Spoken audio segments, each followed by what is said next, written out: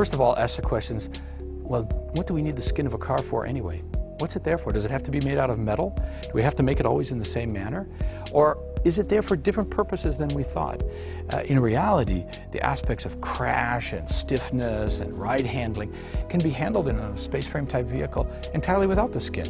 And therefore, to go away from a metal skin and to have a skin that offers different capabilities, can move, can do things that a fixed rigid structure couldn't do, can be lighter, made out of materials which require less energy to make them. That's something that the GINA Light model brings as a question.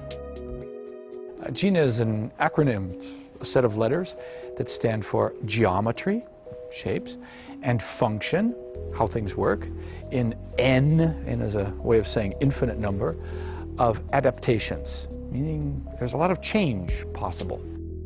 This started a whole chain of ideas within the company here that GINA became not just a model that became a shape or just about cloth as a skin. It became about a thinking process, a philosophy that said, let's do things differently.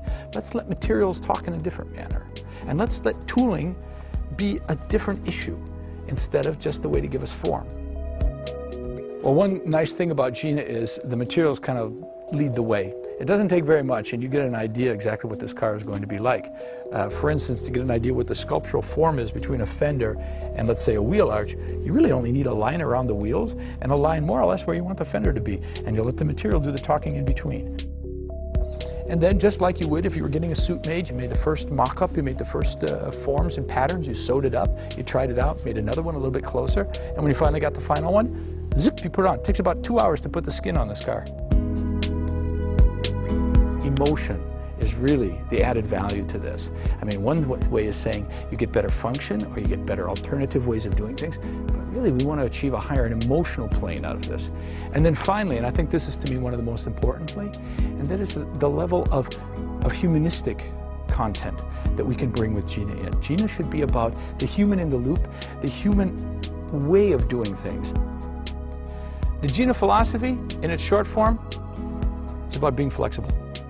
Thinking flexible, acting flexible, context over dogma. That's it.